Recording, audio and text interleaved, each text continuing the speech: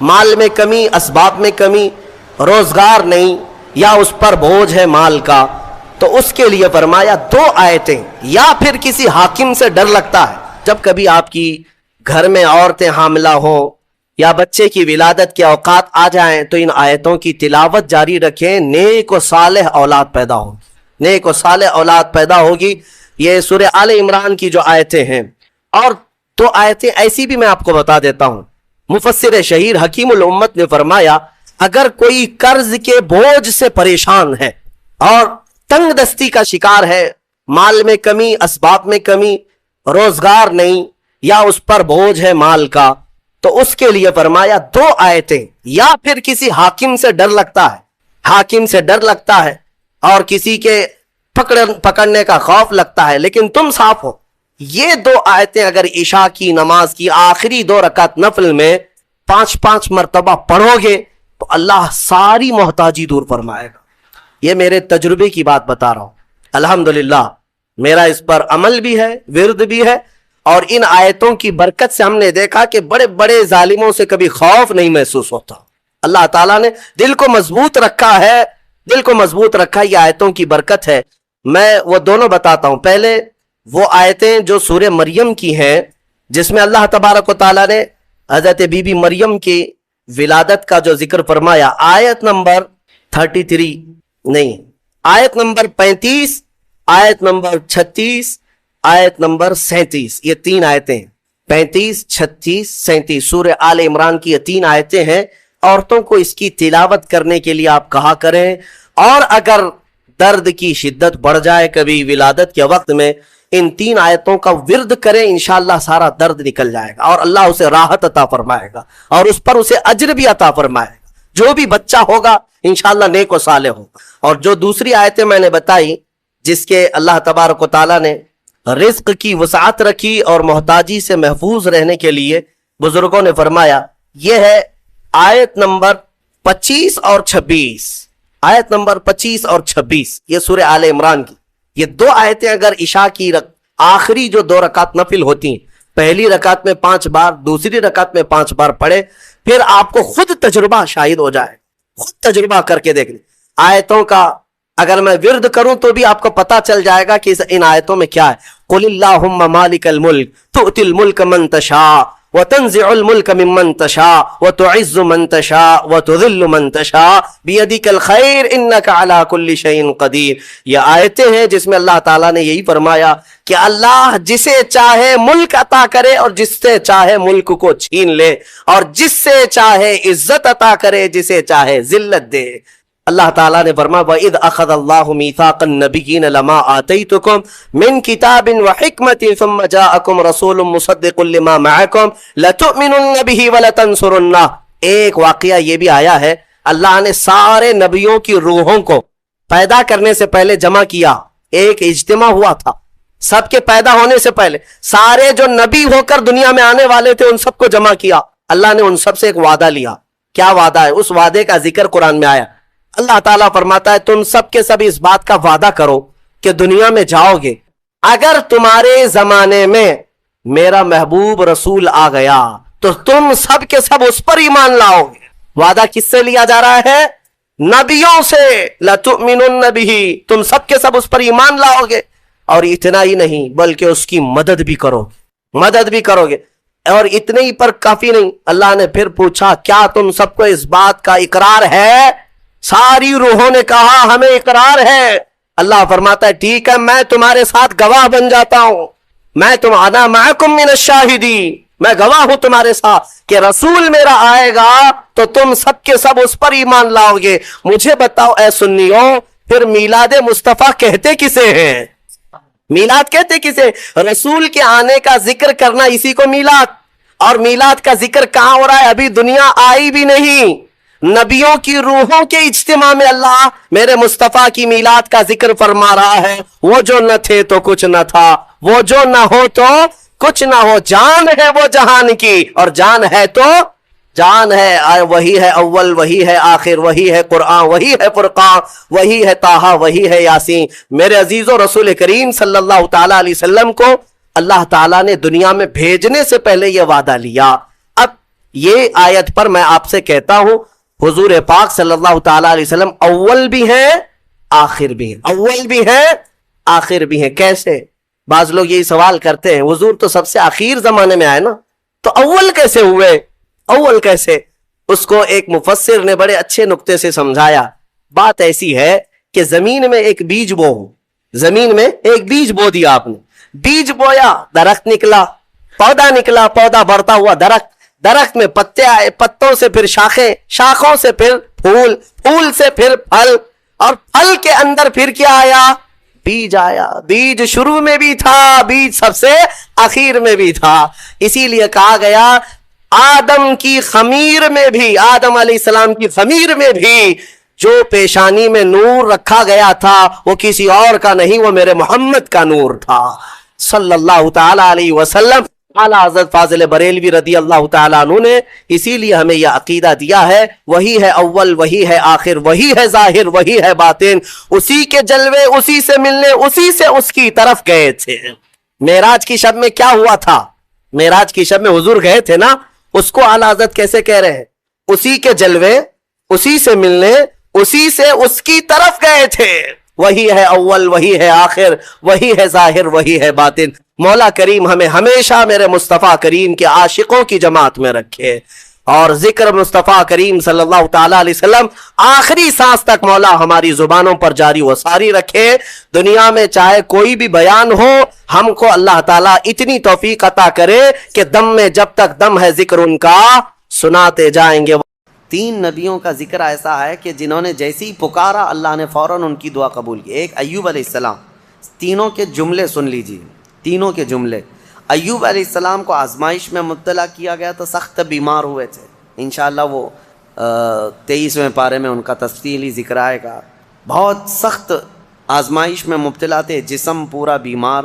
اس وقت انہوں نے جب ان کی زبان کٹ گئی تھی تو یہ جملہ کہا تھا، وَأَيُّوبَ إِذْ نَادَىٰ رَبَّهُ أَنِّي مَسَّنِيَ الضُّرُّ وَأَنْتَ أَرْحَمُ الرَّاحِمِينَ وَأَنْتَ أَرْحَمُ الرَّاحِمِينَ۔ اے مولا تکلیف تو مجھے پہنچی ہے لیکن تو ارحم الراحمین ہے، تو سب سے زیادہ رحم کرنے والا۔ اس کے فوراً بعد اللہ فرماتا ہے فَاسْتَجَبْنَا لَهُ فَكَشَفْنَا مَا بِهِ مِن ضُرٍّ۔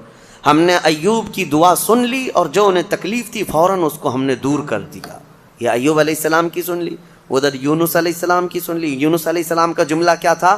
لا الہ الا انت سبحانک انی کنت من الظالمین۔ اس کو اسم اعظم بھی کہا گیا ہے، بہت تیز دعائیں قبول ہوتی۔ تیسرے نبی کا ذکر ہے حضرت زکریا علیہ السلام، اولاد نہیں تھی، بڑھاپا آ گیا تھا، تب انہوں نے یہ کہا تھا ربی لا تذرنی فردا وانت خیر الوارثین۔ اے میرے رب مجھے تنہا مت چھوڑ، مجھے اکیلا مت رکھ، تو بہترین، تو خیر الوارثین ہے، بہتر وارث دینے والا ہے، سب کا بہترین وارث تو ہی ہے۔ تو یہ دعا حضرت زکریا علیہ السلام کی اللہ کو پسند آئی، اے اللہ مجھے اکیلا مت چھوڑ، تو خیر الوارثین ہے۔ اللہ فرماتا ہے فاستجبنا له ووهبنا له یحییٰ۔ ہم نے زکریا کی دعا سن لی اور فوراً ان کو یحییٰ علیہ السلام کی شکل میں بیٹا عطا کیا۔ تین دعائیں میں نے آج آپ کو بتائی ہیں، ایک ایوب علیہ السلام کی، ایک یونس علیہ السلام کی، ایک زکریا علیہ السلام کی۔ ایوب علیہ السلام نے بیماری میں دعا کی، یونس علیہ السلام نے اندھیریوں میں دعا کی، زکریا علیہ السلام نے بے اولاد ہونے پر دعا کی۔ یہ تینوں معاملات ہماری زندگیوں میں آتے ہیں، کوئی بے اولاد ہے، کوئی پریشان حال ہے اور کوئی بیمار ہے۔ یہ تین دعائیں یاد رکھیں، اللہ نے فوراً ان آیتوں کے بارے میں فرمایا، ان کے آیتوں کے بعد فرمایا، ہم نے فوراً قبول کیا ان کی باتوں کو، فوراً قبول کیا۔ یقیناً اللہ تبارک و تعالیٰ آج بھی قبول کرنے والا ہے۔ اور ایک آیت اللہ تعالیٰ نے اس بارے میں ارشاد فرمائی، مولا کریم فرماتا ہے کہ یہ سب نبیوں کے ذکر کے بعد یہ سورہ جہاں ختم ہونے کو آیا، آخر میں جہاں سورہ ختم ہونے کو آیا، اخیر سورہ میں رب تبارک و تعالیٰ آخری نبی کے بارے میں فرماتا ہے وَمَا أَرْسَلْنَاكَ إِلَّا رَحْمَةً لِلْعَالَمِينَ۔ محبوب ہم نے آپ کو سارے جہانوں کی رحمت بنا کر بھیجا ہے، رحمت بنا کر بھیجا ہے۔ رحمت کا مطلب کیا ہے؟ رحمت جس کے ذریعے سے خوشیاں ملے، جس کے ذریعے سے مشکلات حل ہوں، جس کے ذریعے سے اللہ تعالیٰ تمہاری مصیبتوں کو دور کرے، وہ رحمت ہے۔ ماں بیٹے کے لیے رحمت ہے، باپ بیٹے کے لیے رحمت ہے، یہ سب رحمتیں ہیں۔ اور اللہ تعالیٰ کی سب سے بڑی رحمت اس دنیا میں کوئی ہے تو وہ محمد الرسول اللہ کی ذات صلی اللہ علیہ وسلم، وہ سب کے لیے رحمت ہے۔ وہ سب کے لیے رحمت. حتیٰ کہ آپ کو میں بتاؤں زمین و آسمان اس بارے میں لڑائیاں کرتے ہیں. زمین اور آسمان اعلیٰ حضرت نے اس کو اپنے نعت میں لکھا ہے، خم ہو گئی پشت فلک استان زمین سے. یعنی آسمان بہت اپنی ڈینگے یعنی اپنی بڑائیاں بتا رہا تھا کہ مجھ میں چاند ہے، مجھ میں ستارے ہیں، مجھ میں سورج ہے، یہ سارے بڑے بڑے سٹارز آسمان اپنے اندر رکھتا ہے. تو زمین نے ایک ہی تانا دیا تھا، ایک تانا دیا تھا. اعلیٰ حضرت فرماتے ہیں خم ہو گئی پشت فلک، یعنی آسمان کی پیٹھ جھک گئی اس تانے زمین سے، زمین کے اس تانے کو سن کر. خم ہو گئی پشت فلک اس تانے زمین سے، سن ہم پہ وہ سرور دو عالم ہے، وہ رتبہ ہے ہمارا. ہمارے اوپر تو چاند سورج ستارے جس سے فیض پاتے ہیں وہ محمد الرسول اللہ زمین میں ہے. میرے عزیزو آپ کو میں بتاؤں رسول پاک صلی اللہ تعالیٰ علیہ وسلم ملائکہ کے لیے رحمت ہیں کہ نہیں؟ میں آپ سے کچھ سوالات کر رہا ہوں. اور اللہ کے کئی عالم ہیں، عالم یعنی کئی دنیا ہیں، کئی جہاں ہیں. ہاں وہ ہر عالم کے لیے ہیں رحمت ہیں. وہ ملائکہ کے لیے رحمت ہیں، جنات کے لیے رحمت ہیں، نباتات کے لیے رحمت ہیں. جتنے اللہ تعالیٰ کی مخلوقات ہیں سب کے لیے کیا ہے میرے مصطفیٰ؟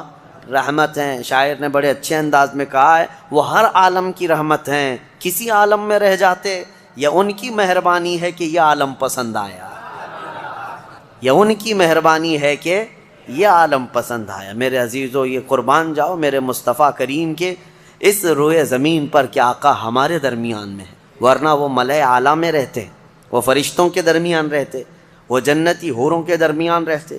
لیکن مولا رسول کریم صلی اللہ تعالیٰ علیہ وسلم کو ہمارے درمیان میں رکھا. یہ حضور کی اپنی پسند تھی اپنی امت کے ساتھ رہنے. اور یہ بھی میں آپ کو بتا دوں قیامت کے دن کیا میرے نبی صلی اللہ تعالیٰ علیہ وسلم پچھلی امتوں کے لیے رحمت نہیں ہوں گے؟ آدم علیہ السلام سے لے کر عیسیٰ علیہ السلام تک کے ہر امتی کے لیے حضور رحمت ہے، سب کے لیے رحمت ہے. سب کا حساب حضور کی شفاعت کے بعد ہونا ہے. لیکن اس کے باوجود میرے آقا صلی اللہ علیہ وسلم قیامت کے دن اگر کہیں نظر آئیں گے تو وہ اپنے امتیوں کے بیچ میں نظر آئیں گے، ہمارے درمیان نظر آئیں گے. لوگ نبی پاک صلی اللہ تعالیٰ علیہ وسلم کے ارد گرد ہوں گے. عزیزان گرامی وقار، اب یہاں پر ایک بات میں عرض کرتا ہوں، ایک آیت میں پڑھتا ہوں، آپ خود سمجھ جائیں گے. 11ویں پارے میں یہ آیت گزر چکی ہے، میں ترجمہ بتاتا ہوں اور کس کی طرف اشارہ ہے آپ خود سمجھ لیں گے، پڑھے لکھے لوگ ہیں. اللہ فرماتا ہے قل بفضل اللہ وبرحمتہ فبذلک فلیفرحوا. یہ آیت کا ایک حصہ میں نے تلاوت کیا. اے محبوب آپ فرما دیں، آیت کا ترجمہ میں کر رہا ہوں، آپ فرما دیں کہ جب اللہ کا فضل تمہیں ملے، لوگوں کو اللہ کا فضل ملے یا اللہ کی رحمت آئے تو خوب خوشیاں مناؤ. اللہ نے کیا فرمایا؟ جب اللہ کی رحمت تمہیں مل جائے تو خوب خوشیاں منائے. سنی ہو سمجھ گئے؟ قرآن کی آیت کہہ رہی ہے جب تمہارے پاس اللہ کی رحمت آ جائے تو اب ہر ایک کو بات پتہ ہے اللہ کی سب سے بڑی رحمت اس روئے زمین پر 12 ربیع الاول کو آئی. تو اب جو ہماری خوشیاں منانے کا طریقہ ہے وہ قرآن کے مطابق ہے یا نہیں؟ قرآن کے مطابق اللہ نے فرمایا جب اللہ کی رحمت تمہارے پاس آئے تو خوشیاں منو. اچھا، اور دوسری بات وسیلے کے متعلق کہتے ہیں کہ ان کے وسیلے سے دعا مانگنا جائز ہے کہ ناجائز ہے؟ بالکل، قرآن سے میں بتاتا ہوں. یہ بھی 11ویں پارے کی آیت ہے. اللہ فرماتا ہے فقالوا ربنا لا تجعلنا فتنة للقوم الظالمین. یہ پچھلی امتیوں کی دعا اللہ فرما رہا ہے. پہلے کہ ان لوگوں نے کہا اے رب ہمارے، اے ہمارے رب، ہم کو ظالم قوم کے لیے آزمائش کا ذریعہ نہ بنا، ظالم قوم کے ہاتھ ہمیں مت چھوڑ دے. ان کی دعائیں وَنَجِّنَا بِرَحْمَتِكَ مِنَ الْقَوْمِ الْكَافِرِينَ. یہ دعا تھی پہلے والوں کی، لیکن قیامت تک آنے والا یہ دعا کر سکتا ہے. قیامت تک آنے والا یہ دعا کرے گا. کیا؟ وَنَجِّنَا بِرَحْمَتِكَ مِنَ الْقَوْمِ الْكَافِرِينَ. اے ہمارے رب اپنے رحمت کے وسیلے سے، اپنی رحمت کے وسیلے سے ہم کو کافروں سے نجات دے دے. اپنی رحمت کے وسیلے. اور رحمت کون ہے؟ قرآن میں یہ لفظ آیا ہے وَنَجِّنَا بِرَحْمَتِكَ. تیری رحمت کے صدقے، تیری رحمت کے وسیلے سے ہمیں کافروں سے نجات دے دے. قرآن میں خود اللہ نے سکھایا اور خود فرماتا ہے وَمَا أَرْسَلْنَاكَ إِلَّا رحمت للعالمین. محبوب آپ تو پوری دنیا بلکہ سارے جہانوں کے لیے رحمت ہے. تو رحمت کا وسیلہ لے کر دعا کرنا قرآن کا حکم ہے. بہرحال نبی پاک صلی اللہ تعالیٰ علیہ وسلم رحمت للعالمین ہیں. جو نہ سمجھ سکے وہ اس کی خام خیالی ہے، بد نصیبی ہے، لیکن الحمدللہ میرے مصطفیٰ اس روئے زمین کے لیے بھی رحمت ہیں اور قیامت کے دن کے لیے بھی ہمارے لیے رحمت ہے۔ اللہ کریم میرے مصطفیٰ کی عاشقوں کی جماعت میں زندہ رکھے اور ان کے سچے عاشقوں میں ہی ہماری موت عطا فرما۔ سورہ حج کا بھی تذکرہ آیا ہے کل کی سورہ میں، جیسے سورہ کہف سورہ طٰہٰ اور سورہ کہف وغیرہ جو ہم نے تلاوت کی تھی، اس میں بہت ساری چیزیں، کئی لوگوں نے ہم سے سوال کیا ذوالقرنین کون تھے، کیونکہ یہ سوال یہودیوں نے حضور سے کیا تھا، اور پھر دیگر کچھ چیزیں۔ دیکھیں میں آپ کو ایک بات بتا دوں، یہاں مختصر سا وقت ہے، تھکے ہوئے لوگ ہیں، تراویح کافی 1.5 گھنٹے تک 2 گھنٹے تک پڑھتے ہیں، پھر میں آپ کو اتنی دیر تک پکاتا رہوں، یہ بھی مناسب نہیں ہے۔ میں یہ چاہتا ہوں کہ مختصر انداز میں آپ کو جو اہم پیغامات ہیں وہ مل جائیں۔ پوری تفسیر سننا ہے تو پھر تفسیر آپ کو پڑھنا بھی چاہیے، میں پوری تفسیر تھوڑی نہ بیان کر رہا ہوں۔ اور آپ کو پتہ ہوگا ہم تفسیر کر رہے تھے، تقریباً 7 سال میں نے تفسیر کیا، الحمدللہ 7 سال میں صرف ہمارے 5 پارے ہوئے تھے قرآن کی تفسیر کے۔ 5 پارے بھی میں نے پورے مکمل نہیں کیے، 5 پارے اخیر تک پہنچا تھا، جس کے لیے ہمیں 7 سال لگ گئے تھے، بلکہ اس سے زیادہ ہی لگ گئے تھے۔ تو آپ اندازہ کریں کیا میں یہ 30 دنوں کے اندر پورے قرآن کی تفسیر کر سکوں گا؟ بس پورے پارے کے اندر جو اہم پیغام ہوتا ہے، کوئی اہم واقعہ ہوتا ہے، وہ عبرت کے لیے آپ کے سامنے رکھ دیا جاتا ہے۔ اللہ تعالیٰ انہی پیغامات کے ذریعے سے ہمارے دلوں میں انقلاب پیدا فرمائے۔